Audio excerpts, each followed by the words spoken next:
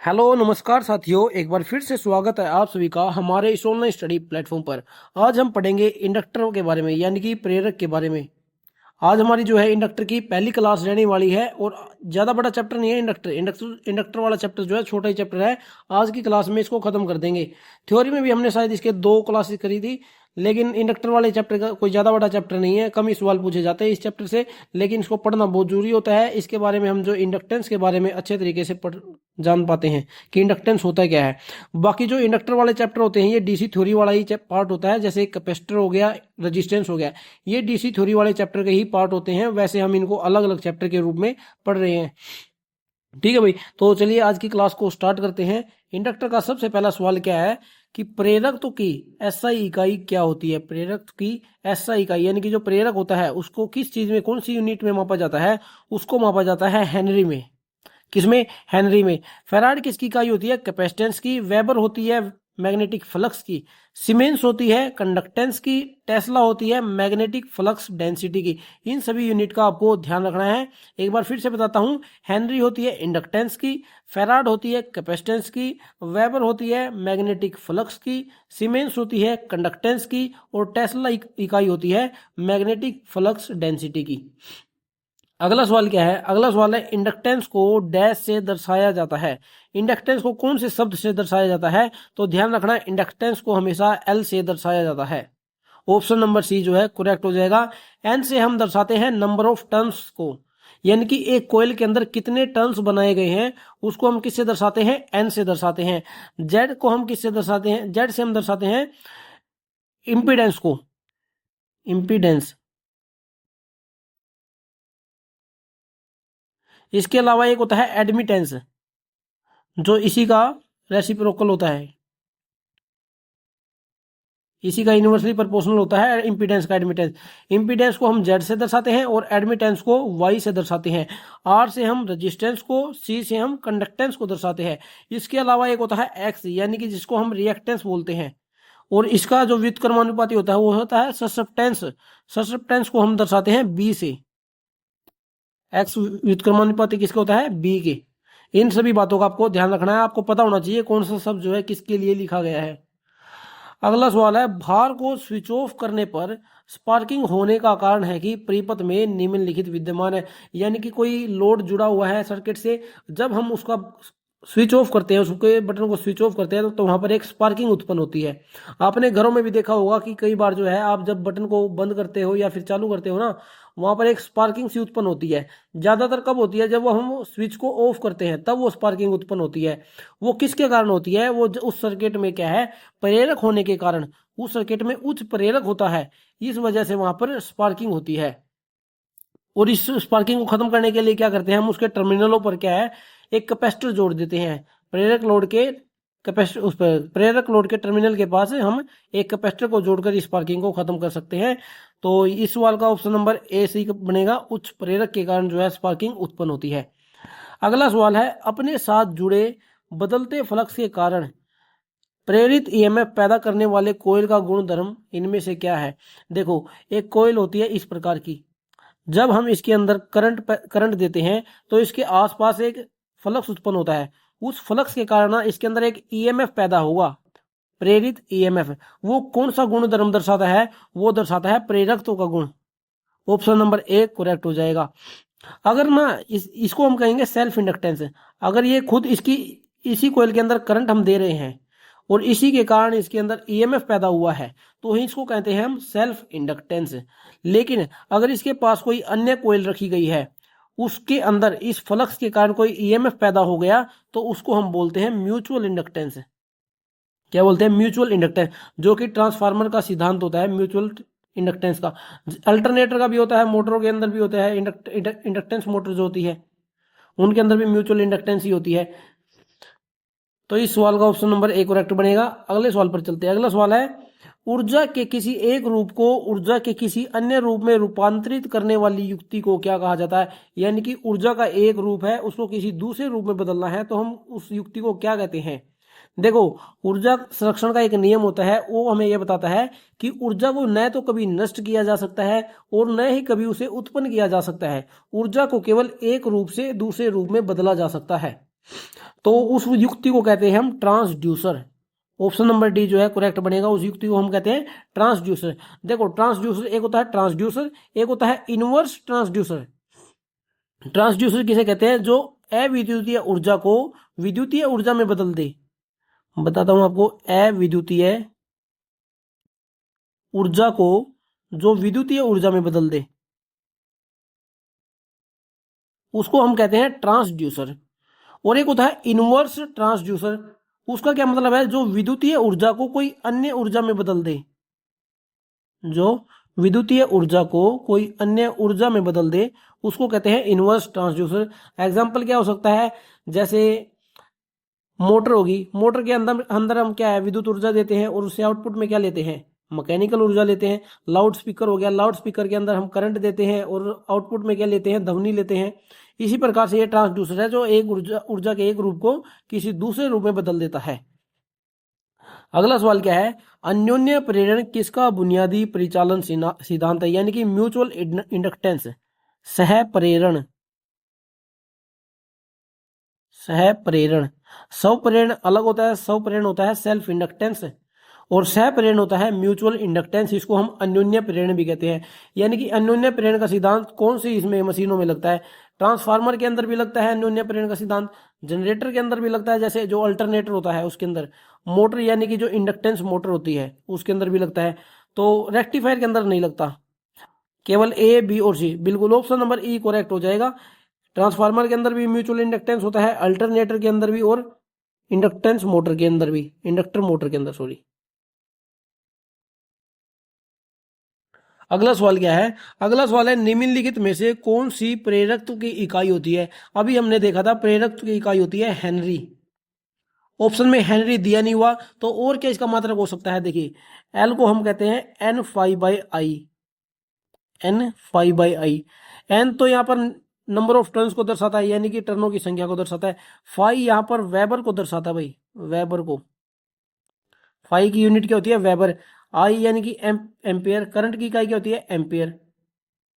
तो यहाँ पर इंडक्टेंस की, प्रेरक की इकाई हो सकती है वेबर प्रति एम्पियर। तो ऑप्शन में हमने देखा वेबर प्रति एम्पियर भी कोई ऑप्शन नहीं है। तो और हम इसे क्या कह सकते हैं? और कह सकते हैं एल, सॉरी, वी बराबर L D I by D T, हम इसे कह सकते हैं वी बराबर L D I by D T. और हमें किसका मात्रक चाहिए? एल का। तो ये डी टी जो है इधर चला जाएगा और डी आई जो है इसके नीचे चला जाएगा। तो वहां से क्या मात्रक बनेगा इसका? वो देखिए, एल बराबर V D T by D I बन जाएगा। ये वी होता है वोल्ट, टाइम होता है सेकंड, और करंट होता है एम्पेयर। वोल्ट सेकंड प्रति एम्पेयर, वोल्ट सेकंड प्रति ampere. Option number A correct हो जाएगा, वोल्ट सेकंड प्रति एम्पेयर। यहां से हमें तीन मात्रक पता चले प्रेरक के। एक तो होता है हेनरी, एक होता है वेबर प्रति एम्पेयर, एक होता है वोल्ट सेकंड प्रति एम्पेयर। ये इसके मात्रक होते हैं।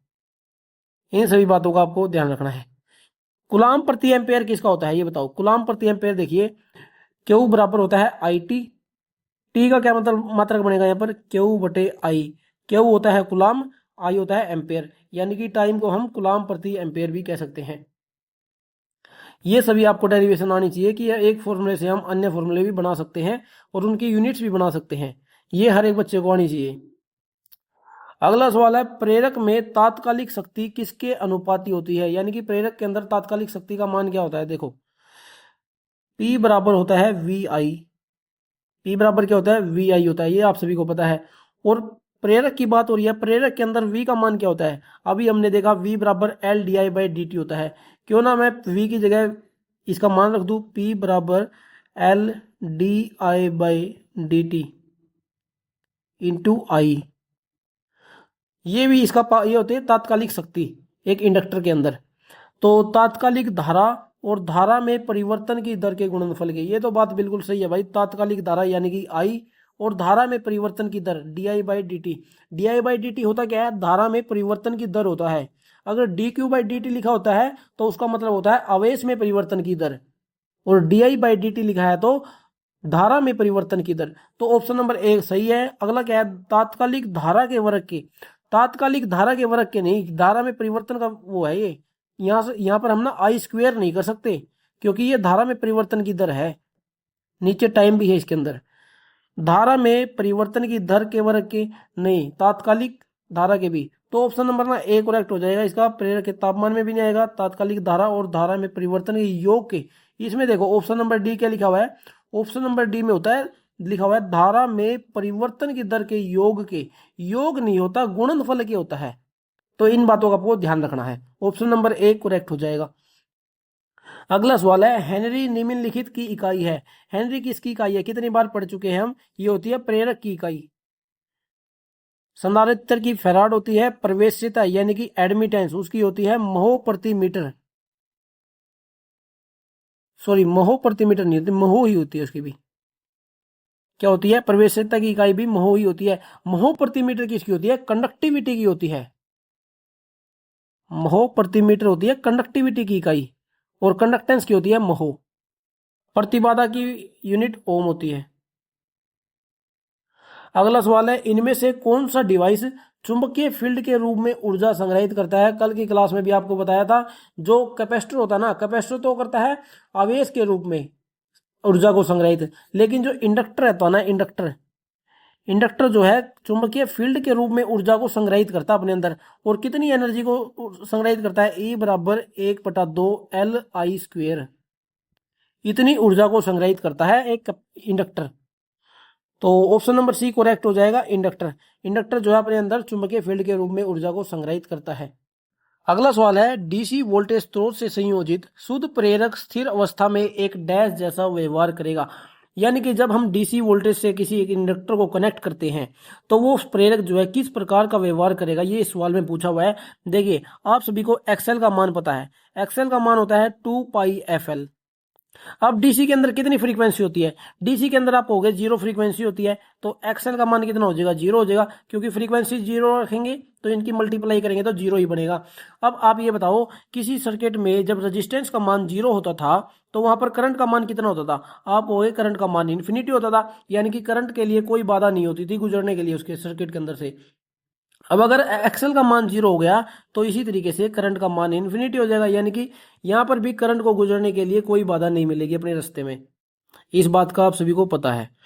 अब अगर करंट का मान इन्फिनिटी है तो वो किस प्रकार का सर्किट हुआ, आप कहोगे वो तो शॉर्ट सर्किट हो गया। तो वोल्टेज स्रोत नहीं, खुला ओपन सर्किट नहीं होगा, लघु परिपथ सर्किट होगा। ऑप्शन नंबर सी करेक्ट हो जाएगा इसका, यानी कि वो एक शॉर्ट सर्किट बन जाएगा। और यही चीज ना हमने कैपेसिटर वाले में भी देखी थी, जब डीसी वोल्टेज स्रोत से कैपेसिटर को कनेक्ट किया था तो वहां पर क्या बना था, वहां पर खुला परिपथ हो जाता था। यानी कि जब हम डीसी वोल्टेज से किसी कैपेसिटर को कनेक्ट करते हैं ना तो वो एक खुले परिपथ की तरह व्यवहार करता है। अगर यहाँ पर शुद्ध प्रेरक की जगह शुद्ध कैपेसिटर लिखा होता ना, फिर यहाँ पर ऑप्शन नंबर बी करेक्ट हो जाता, क्योंकि वहां पर जो है एक्स सी का मान होता है 1/2πfc, और फ्रीक्वेंसी को 0 रखते ही यहाँ पर एक्स सी का मान इन्फिनिटी बन जाता है, क्योंकि एक्स सी हो जाएगा 1/0, 1/0 का मान होता है इन्फिनिटी। इतना आप सभी को पता है।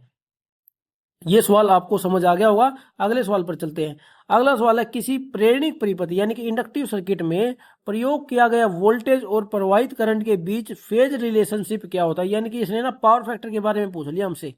किसके बारे में, पावर फैक्टर के बारे में। पावर फैक्टर क्या होता है, करंट और वोल्टेज के बीच के एंगल होता है, करंट और वोल्टेज के बीच का एंगल होता है। अब इंडक्टर के अंदर करंट और वोल्टेज किस तरीके से होता है कि इस यहाँ पर होता है वोल्टेज और यहाँ पर होता है करंट, यानी कि ये 90 डिग्री आगे रहती है वोल्टेज करंट से। वोल्टेज कितनी आगे रहती है, 90 डिग्री। कब, शुद्ध इंडक्टर की कंडीशन है ये, शुद्ध इंडक्टर की। लेकिन इसने बोला है प्रेरणिक परिपथ, इसने ये नहीं बोला कि शुद्ध इंडक्टिव सर्किट है वो, उसके अंदर कुछ ना कुछ रेजिस्टेंस भी हो सकता है उस सर्किट के अंदर। इसलिए इसका मान जो है 90 डिग्री हम नहीं बोल सकते, हम ये बोल सकते हैं कि वोल्टेज जो है करंट से आगे चलती है, वोल्टेज करंट से आगे चलती है। लेकिन अगर ये शुद्ध की बात बोल देता, शुद्ध इंडक्टिव सर्किट, तो वहां पर हम बोलते हैं 90 डिग्री आगे चलती है वोल्टेज। लेकिन वो शुद्ध नहीं है, उसके अंदर कुछ ना कुछ रेजिस्टेंस है जिसके कारण 90 डिग्री गैप नहीं हो पाता है। तो ऑप्शन नंबर ए है, करंट वोल्टेज से पीछे है। ये तो बात बिल्कुल सही है, करंट जो है वोल्टेज से पीछे है। करंट वोल्टेज से आगे नहीं, ये कब होता है, ये होता है कैपेसिटर में। करंट वोल्टेज से आगे कैपेसिटर के अंदर चलती है। अगला है, करंट वोल्टेज के साथ फेज में नहीं, ये होता है रेजिस्टेंस के अंदर। करंट वोल्टेज के साथ फेज में कब होती है, जब वो रेजिस्टेंस सर्किट होता है, रेजिस्टिव सर्किट। वोल्टेज करंट से पीछे, ये भी बात बिल्कुल गलत है। वोल्टेज जो है करंट से पीछे नहीं है, ये भी कैपेसिटर में ही होता है। ऑप्शन नंबर ए करेक्ट हो जाएगा, करंट जो है वोल्टेज से पीछे है इंडक्टिव सर्किट के अंदर। और यहां पर जो पावर फैक्टर होता है ना, वो लैगिंग पावर फैक्टर बनता है। कैसा बनता है? लैगिंग पावर फैक्टर इंडक्टर के अंदर। प्रेरक लोड के आर पार अनुप्रयुक्त एसी वोल्टता की आवृत्ति बढ़ने पर प्रेरक प्रतिघात कैसे बदलता है, इसने पूछा ये बात। प्रेरक प्रतिघात क्या होता है? एक्सएल होता है। XL is equal to 2πfl होता है। ये बातें ना आपको रटी होनी चाहिए कि एक्सएल का मान क्या होता है, एक्ससी का मान क्या होता है, सभी फॉर्मूले आपको पता होने चाहिए। ठीक है ना, रट लेना बेशक सभी फॉर्मूलों को। अभी इस बात का याद आपको पता होना चाहिए, एक्सएल बराबर 2πfl होता है। अब हम फ्रीक्वेंसी क्या कर रहे हैं, ये सवाल में हमें कहता है एसी वोल्टता की आवृत्ति बढ़ने पर अगर हम फ्रीक्वेंसी को बढ़ाएंगे, क्योंकि एक्सएल जो है समानुपाती है फ्रीक्वेंसी के, अगर हम फ्रीक्वेंसी को बढ़ाएंगे तो प्रेरक प्रतिघात भी बढ़ेगा। ये तो सिंपल सी बात है, अगर फ्रीक्वेंसी बढ़ेगी तो एक्सएल का मान भी बढ़ेगा। तो ऑप्शन नंबर ए क्या है? रैखिक रूप से बढ़ता है। ये बात ठीक है, रैखिक रूप से घटता है नहीं, घटता नहीं है। रैखिक रूप से कब घटता है? क्योंकि एक्ससी व्युत्क्रमानुपाती होता है फ्रीक्वेंसी के। अगर फ्रीक्वेंसी बढ़ाते तो एक्ससी का मान घट सकता था, लेकिन एक्सएल का मान तो बढ़ेगा क्योंकि वो एक दूसरे के समानुपाती होता है। अपरिवर्तित रहता है, नई आवृत्ति के वर्ग के अनुपात में बढ़ता है, ये भी बात गलत है। अगर यहाँ पर स्क्वायर होता है स्क्वायर, फिर हम ऑप्शन नंबर डी कर देते, लेकिन ऑप्शन नंबर ए सही है, रैखिक रूप से बढ़ता है एक्सएल का मान। अगला सवाल है, एक शुद्ध प्रेरक के लिए पावर फैक्टर क्या होता है? शुद्ध प्रेरक के लिए पावर फैक्टर होता है लैगिंग। लैगिंग। और इसने बात अब किसकी करी है? इसने करी है शुद्ध की। शुद्ध होता है जीरो, जीरो यानी कि जीरो लैगिंग होता है, तो शून्य। ऑप्शन नंबर सी करेक्ट हो जाएगा, शून्य होगा। अगर ये शुद्ध उसकी कंडक्टर की कैपेसिटर की बात करता है, सॉरी शुद्ध कैपेसिटर की बात करता है, जब ये फिर ये शून्य ही होगा, लेकिन फिर ये बन जाता है लीडिंग में। कैपेसिटर में ये शून्य लीडिंग होता है और प्रेरक के अंदर ये शून्य लैगिंग होता है। रजिस्टर के अंदर यूनिटी यानी कि एक होता है। किसी लोड के बंद करने पर चिंगारी उत्पन्न होती है क्योंकि परिपथ में उच्च डैश होता है। ये सवाल तो पहले भी पूछा गया था, उसके अंदर क्या है मैंने आपको बताया था, प्रेरक होता है। अगला सवाल है, एक शुद्ध प्रेरक परिपथ में यदि सप्लाई आवृत्ति में 1/4 की कमी कर दी जाती है तो विद्युत धारा पर क्या असर पड़ता है, ये बात इसने पूछी है। हमें पता है एक्सएल का मान होता है 2πfl, 2πfl। और आई का मान क्या होता है? आई का मान होता है V/R। चूंकि यहाँ पर बात किसकी हो रही है? प्रेरक की, प्रेरक परिपथ की। प्रेरक परिपथ में हम आर की जगह क्या लिखते हैं? एक्सएल लिखते हैं। क्या लिखते हैं? एक्सएल। और कैपेसिटर सर्किट में हम एक्ससी का इस्तेमाल करते हैं। तो आई इज इक्वल टू क्या बन जाएगा? V/एक्सएल का मान लिखेंगे हम 2πfl। अब इसने क्या किया है? अब सप्लाई आवृत्ति की कमी कर दी 1/4 की, तो आई जो है किसके व्युत्क्रमानुपाती बन गया? फ्रीक्वेंसी के। अब इसने फ्रीक्वेंसी को क्या किया है? 1/4, 1/4 की कमी कर दी है। 4 जो है ऊपर चला जाएगा तो आई कितना गुना बढ़ जाएगा? आई जो है 4 गुना बढ़ जाएगा। इतना आपको समझ आया हुआ? देखो फिर से बताता हूं, आई जो है किसके समानुपाती हो गया? व्युत्क्रमानुपाती हो गया फ्रीक्वेंसी के। अगर फ्रीक्वेंसी को इसने 1/4 की कमी करी है, फ्रीक्वेंसी की कमी करी है, तो करंट का मान बढ़ जाएगा।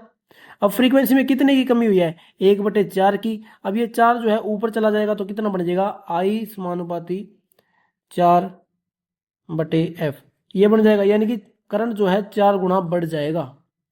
तो ऑप्शन नंबर देखते हैं, 1/4 कम हो जाएगी, कम नहीं होगी, आधी भी नहीं होगी, 4 गुना अधिक हो जाएगी। ऑप्शन नंबर सी सही है, करंट कितना? 4 गुना अधिक बढ़ जाएगा अगर फ्रीक्वेंसी की कमी कर दी तो। विद्युत धारा की मात्रा में कोई, ऑप्शन नंबर डी भी गलत है, ऑप्शन नंबर सी करेक्ट हो जाएगा इसका। अगला सवाल है, बिना परस्पर कपलिंग वाली सीरीज में 300 हेनरी कोयल का कुल इंडक्टेंस कितना होगा? देखो बात करिए इसने सीरीज की। सीरीज में ना इंडक्टर उसी तरीके से जोड़ना है आपको जिस तरीके से आपने रेजिस्टेंस को जोड़ा है। रेजिस्टेंस मान लीजिए एक सर्किट में 2 रेजिस्टेंस लगे हुए हैं, R1 और R2। आप इनको किस तरीके से जोड़ोगे? RT is equal to R1 plus R2 कर दोगे, सिंपल तरीका है। उसी तरीके से अगर किसी इंडक्टिव सर्किट के अंदर इंडक्टर लगे हुए हैं सीरीज में, किस तरीके से? सीरीज में, एक इंडक्टर ये हो गया और एक इंडक्टर ये हो गया, और दोनों का मान कितना है? इसका मान भी 300 हेनरी है और इसका मान भी 300 हेनरी है। तो इनको किस तरीके से जोड़ोगे? LT is equal to L1 plus L2 करके जिसे जोड़ दोगे, 300 प्लस 300 कितना बन जाएगा? 600। 600 हेनरी बन जाएगा। Option number A he correct हो जाएगा। और अगर ये पैरेलल की बात करता तो जिस तरीके से हम रेजिस्टेंस के अंदर पैरेलल को जोड़ते हैं ना, सॉरी वो पैरेलल के अंदर रेजिस्टेंस को जोड़ते हो, उसी तरीके से इंडक्टर के अंदर भी आपको जोड़ना है। इन बातों का आपको ध्यान रखना है। अगले सवाल पर चलते हैं। अगला सवाल है L is equal to 1 henry, यानी कि इंडक्टेंस का मान 1 हेनरी दे दिया को कोई कोयल 50 हर्ट्ज पर 220 वोल्ट के एसी वोल्टेज से जुड़ा हुआ है, कोयल का करंट ज्ञात करे। अभी एक फॉर्मूला बताया था आई बटा में वी बटे एक्सएल, उसी से ये सवाल सोल्व करना है। I is equal to V, XL का मान क्या होगा 2 पाई एफ एल होगा। मान रख दीजिए, आपका सवाल सोल्व हो जाएगा। आई इज इक्वल टू वोल्टेज का मान दिया हुआ है 220 वोल्ट, 2 गुणा पाई का मान रखेंगे 22/7, 7 जो है ऊपर जाके मल्टीप्लाई हो जाएगा। फ्रीक्वेंसी का मान दिया हुआ है 50 हर्ट्ज, इंडक्टेंस का मान दिया हुआ है 1 हेनरी। बस इसकी कैलकुलेशन कर दीजिए, आपका सवाल सोल्व हो जाएगा। 0 से 0 कटेगी, 22 से फिर 22 कटेगा, 5 दूनी 10 हो जाएगा, 7/10 बच जाएगा। 7/10 कितना होगा 0.7 बच जाएगा, 0.7 हेनरी। ऑप्शन में जो है ना मिली हेनरी में दिया हुआ भाई, 0.7 को मिली हेनरी बनाएंगे तो कितना बन जाएगा 700 मिली हेनरी बन जाएगा। 700 मिली हेनरी हमें ऑप्शन नंबर सी में दिख रहा है, तो ऑप्शन नंबर सी इसका करेक्ट हो जाएगा। आपको आता होगा मिली में बदलना, क्या करेंगे ऊपर 3 जीरो बनानी है हमें, तो 3 जीरो ऊपर लगा देंगे, 3 जीरो नीचे लगा देंगे, पॉइंट हटेगा तो 1 जीरो और लग जाएगी, वो 1 जीरो कट जाएगी ऊपर से, तो उस तरीके से क्या बनेगा 700 मिली हेनरी बन जाएगा ये। अगला सवाल है यदि 5 मिली हेनरी, 4.3 मिली हेनरी और 0.6 मिली हेनरी के 3 प्रेरित्र समांतर में जुड़े हो, तब कुल प्रेरक तो क्या होगा। वही फॉर्मूले का इस्तेमाल करना है, 1/L1 plus 1/L2 plus 1/L3।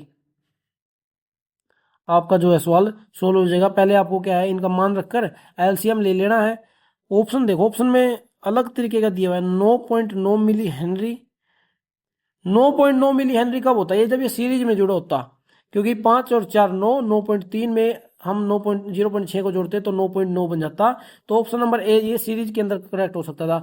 अगला ऑप्शन है 5 मिली हेनरी से अधिक हो सकता है क्या समांतर के अंदर, नहीं 5 यानी कि ज्यादा से ज्यादा मान के, इंडक्टर से ज्यादा तो हो नहीं सकता मान इसका, यानी कि जितना छोटा मान होगा उससे भी छोटा मान इसका निकलेगा टोटल इंडक्टेंस का, कुल प्रेरक का इस सर्किट के अंदर। तो 5 मिली हेनरी से अधिक नहीं हो सकता, 4.3 मिली हेनरी से भी अधिक नहीं हो सकता, 0.6 मिली हेनरी से कम हो सकता है, क्योंकि जो सबसे छोटा जो प्रेरक का मान है ना, उससे भी कम इसका कुल प्रेरक निकल कर आएगा। इस बात का आपको पता है क्योंकि हमने रेजिस्टेंस के अंदर इस चीज को पढ़ा हुआ है। तो ऑप्शन नंबर डी करेक्ट हो जाएगा। इस सवाल को निकालने की जरूरत नहीं है, इन्होंने ऑप्शन जो है अलग तरीके के दिए हुए हैं। अगले सवाल पर चलते हैं। अगला सवाल है प्रेरणीय प्रतिघात की इकाई क्या है। आपकी बार इसने प्रेरणीय की नहीं पूछी, प्रेरणीय प्रतिघात की पूछी है, यानी कि एक्सेल की पूछी है। एक्सेल का आप सभी को पता है ओम होती है। ऑप्शन नंबर डी करेक्ट हो जाएगा। एक्सेल का मान भी ओम, एक्सेल की इकाई भी ओम होती है, एक्ससी की इकाई भी ओम होती है, एडमिटेंस उसकी इम्पीडेंस की भी इकाई ओम होती है, रेजिस्टेंस की इकाई भी ओम होती है, और जो रजिस्टिविटी होती है ना, रजिस्टिविटी की होती है ओम मीटर। फैराड हमें पता है, हेनरी पता है, वेबर भी पता है। ओम किसकी होती है, प्रेरणीय प्रतिघात की। अगला सवाल है यदि दो कुंडलियों के बीच परस्पर 5 हेनरी प्रेरक है और यदि एक कुंडली में धारा 2 एम्पीयर प्रति सेकंड की दर से बदलती है, तो दूसरी कुंडली में प्रेरित विद्युत वाहक बल क्या होगा। अभी हमने पढ़ा था एक फॉर्मूला V बराबर LdI/dt, इसी का इस्तेमाल करना है। वोल्टेज EMF का मान इसने पूछा है, L का मान कितना दिया हुआ है 5 हेनरी, गुणा DI का मान कितना दिया हुआ है, DI/dt का मान एक साथ दे दिया 2 एम्पीयर प्रति सेकंड, यानी कि 2 एम्पीयर प्रति सेकंड। V का मान हो गया 10 वोल्ट, 10 वोल्ट है ऑप्शन नंबर सी में, तो ऑप्शन नंबर सी करेक्ट हो जाएगा। DI/dt का मान इसने एक साथ दे दिया 2 एम्पीयर प्रति सेकंड का मान बदलती है, धारा किस हिसाब से बदल रही है, 2 एम्पीयर प्रति सेकंड की दर से बदल रही है। अगला सवाल है एक कुंडली में 1000 टर्न है, 5 एम्पीयर की धारा 6 मिली वेबर का अभिवाह उत्पन्न करती है जो कुंडली से संबंधित है। कुंडली का प्रेरक तो क्या होगा। एक फॉर्मूला आपको बताया था, L बराबर N∅I। तो यहाँ पर L का मान हमसे पूछा इसने, नंबर ऑफ टर्न्स कितने दिए हुए हैं 1000, मतलब वेबर का मान कितना दिया हुआ है 6 मिली वेबर, मिली को मैं लिख देता हूँ 10⁻³ करंट का मान दिया हुआ है इसमें 5 एम्पेयर। जैसे हम इस 1000 को काटते हैं इस मिली से तो बच जाएगा 6/5, 5 5 एकम 5 और 1 0 5 दूनी 1.2 1.2 है ऑप्शन नंबर सी के अंदर। 1.2 मिली हेनरी मत करना भाई, 1.2 मिली हेनरी नहीं बनेगा, 1.2 हेनरी बनेगा, क्योंकि मिली तो हमने काट दिया है 1000 के साथ। अगला सवाल क्या है, एक प्रेरक में धारा 20 सेकंड समय में एक समान रूप से 0 एम्पेयर से 10 एम्पेयर में परिवर्तित होती है। प्रेरित वोल्टता 2 वोल्ट है, प्रेरक का प्रेरक तो कितना होगा, उसी फॉर्मूले का इस्तेमाल करना है, V बराबर L di/dt। अब की बार इसने वोल्टेज का मान हमें दे दिया है 2 वोल्ट, हमें निकालना है L का मान निकालना है। वोल्टेज का मान रखेंगे 2 volt is equal to L। D का मान कितना दिया है, पहले 0 एम्पेयर थी, अब कितनी होगी, अब होगी 10 में, यानी कि कितना मान में परिवर्तन हुआ इसका, 10 में, 10 का, यानी कि 10 एम्पेयर का परिवर्तन हुआ है, बटा में कितने टाइम में हुआ है, 20 सेकंड के अंदर हुआ है, 20 सेकंड। इसे काटेंगे 2 है बार, 2 जो है इधर जाकर मल्टीप्लाई में हो जाएगा, एल बराबर कितना आ जाएगा, 4 हेनरी आ जाएगा। ऑप्शन नंबर डी करेक्ट हो जाएगा, 4 हेनरी। देखो क्या किया है मैंने, यहाँ पर वोल्टेज का मान रख दिया 2 और एल हमें निकालना है, एल को एल रख दिया। करंट में कितना परिवर्तन हुआ है, 10 एम्पेयर का परिवर्तन हुआ है, पहले 10 था, 0 था, अब 10 हो गया। अगर यहाँ पर 0 की जगह कुछ और लिखा होता, यहाँ पर लिखा होता ना 5 से 10 हो गया, 5 से 10 हो गया, तो हम यहाँ पर 10 की जगह ना 5 लिखते, क्योंकि इनके बीच का डिफरेंस कितना है, 5 है। पहले 5 था और परिवर्तन हो गया 10 5 का, इसलिए 10 बन गया, तो यहाँ पर हम 5 लिखते अगर ये 5 से 10 लिखता तो। ठीक है, इतना समझ आ गया होगा। और कितने टाइम में परिवर्तन हुआ है, 20 सेकंड में परिवर्तन हुआ है, तो नीचे हमने 20 रख दिया। कैलकुलेशन करनी है, आंसर हमारा 4 हेनरी निकल कर आया है। अगला सवाल क्या है, दो 400 मिली हेनरी कोयल L1 और L2 के कपलिंग के का गुणांक 0.3 के बराबर है, उनके बीच म्यूचुअल इंडक्टेंस M का मान क्या होगा। तो देखिए भाई, M का मान क्या होता है, M बराबर होता है K√L1 इंटू L2। ये किसका मान होता है, ये होता है M का मान। K यहाँ पर कपलिंग फैक्टर को दर्शाता है, यानी कि दो कोयलों के बीच में कितना कपल हुआ है, कितना जो है उनके अंदर लिंक किया गया है, कितने वो एक दूसरे से जुड़ाव है उन दोनों कोयलों का, ये हमें बताता है कपलिंग फैक्टर। तो यहाँ पर इनका मान रख दीजिए, M बराबर K का मान दिया हुआ है सवाल में 0.3 √L1 और L2 का मान 400 गुना 400 दिया हुआ है, यानी कि एक L1 का मान दिया हुआ है 400 और L2 का मान भी दिया हुआ है 400 मिली हेनरी। अब एक 400 जो है इस रूट को काट देगा, बाहर क्या आएगा 400। M is equal to 0.3 into 400। जब इसकी मल्टीप्लाई करेंगे 0 कट जाएगा, 4 तिये 12, यानी कि 120 बन जाएगा, 120 हेनरी। M का मान आ गया 120 हेनरी। सॉरी, यहाँ पर 400 है ना, ये 400 मिली के अंदर है, ये देखो 400 अंदर है मिली के अंदर, तो ये बाहर आएगा 400 मिली, तो 120 मिली हेनरी जो है आपका आंसर बन जाएगा। ऑप्शन नंबर ए करेक्ट हो जाएगा, 120 मिली हेनरी। उम्मीद आपको ये सवाल समझ आ गया होगा। आपको ये चीजें याद रहनी चाहिए कि सवाल में कौन से फॉर्मूले का हमें इस्तेमाल करना है, ये अगर आपको पता लग गया ना, फिर आप आसानी से हर एक सवाल को सोल्व कर सकते हो। अगला सवाल है, एक किसी आयरन कोर पर 60 फेरे लपेटे हुए कोयल का इंडक्टेंस 4 मिली हेनरी है। यदि फेरों की संख्या दोगुनी हो जाए तो इंडक्टेंस का नया मान क्या होगा। देखो भाई, एक फॉर्मूला होता है L is equal to mu N square A/L। Mu यहाँ पर पारगम्यता होती है, पारगम्यता का मान आपको मैंने बताया था, mu is equal to mu naught mu r होता है। म्यू नोट मैंने आपको बताया था 4 पाई इंटू 10⁻⁻7 हेनरी प्रति मीटर होता है। ये बात भी आपको पता होनी चाहिए, पारगम्यता का मात्रक क्या होता है, हेनरी प्रति मीटर होता है। और 4 पाई का मान ये म्यू नोट का मान 4 पाई इंटू 10⁻⁻7 हेनरी प्रति मीटर होता है। और एन स्क्वेयर यहाँ पर जो है नंबर ऑफ टर्न्स को दर्शाता है, ए यहाँ पर कोयल के अनुप्रस्थ काट क्षेत्रफल को दर्शाता है, एल यहाँ पर कोयल की लंबाई को दर्शाता है। तो यहाँ पर एल का संबंध एन स्क्वेयर के साथ बनता है सीधे अनुपाती, यानी कि अगर हम एन किसको दोगुना किया, इसने फेरों की संख्या को दोगुना किया है, यानी कि एन स्क्वेयर को हमने 2 गुना करना पड़ेगा। तो ये इसने पूछा है कि इंडक्टर का मान कितना हो जाएगा, L is equal to 2 square कर दिया इसने, क्योंकि एन स्क्वेयर को 2 करना पड़ेगा, 2 गुना करके इसका स्क्वेयर है, तो 2 दूनी 4 हो जाएगा, यानी कि जो इंडक्टर है पहले की बजाय अब 4 गुना बढ़ जाएगा। इंडक्टेंस भी है क्या, जो 4 गुना हो जाएगा, क्योंकि L इज इक्वल टू 4 हो गया, तो 4 मिली हेनरी तो पहले था इसमें, और 4 को 4 से मल्टीप्लाई करेंगे तो कितना बन जाएगा 16 मिली हेनरी, यानी कि 4 गुना बढ़ाएंगे ना 4 मिली हेनरी को तो 16 मिली हेनरी बनेगा। तो ऑप्शन नंबर डी इसका करेक्ट हो जाएगा 16 मिली हेनरी। अगला सवाल क्या है, नगण्य प्रतिरोध नेग्लिजिबल रेजिस्टेंस और 0.4 हेनरी प्रेरक के साथ 220 वोल्ट और 50 हर्ट्ज की विद्युत शक्ति एक कुंडली पर प्रयुक्त है, परिपथ में धारा की गणना करें। यह सवाल अभी आपको कराया था, I बराबर V बटे एक्सएल से आपको निकालना है। यह सवाल आपके लिए होमवर्क रहेगा। एक सवाल इसी प्रकार का आया था, उसके अंदर क्या है, इसका इंडक्टेंस का मान 1 हेनरी है और इसके अंदर 0.4 हेनरी है। आप अपने आप कर लेना ये सवाल को, ये आपका होमवर्क रहेगा। ठीक है भाई। तो दोस्तों आज की क्लास में जो है इतना ही करते हैं। आज जो इंडक्टर वाला जो चैप्टर है ज़्यादा बड़ा नहीं था, इसको इसके जितने भी संभावित सवाल थे जो एग्जाम में आ सकते हैं वो हमने इस क्लास में कर लिए हैं। जो इंडक्टर वाला चैप्टर हमारा कंप्लीट हो गया और जो डीसी थ्योरी वाला हमारा पार्ट है ना वो भी खत्म हो गया है, क्योंकि जो रेजिस्टेंस है, कैपेसिटेंस है और इंडक्टेंस है ये डीसी थ्योरी का ही पार्ट होते हैं। और हमने डीसी थ्योरी को भी पढ़ लिया है और रेजिस्टेंस को भी, कैपेसिटेंस को भी और इंडक्टेंस को भी हमने पढ़ लिया है।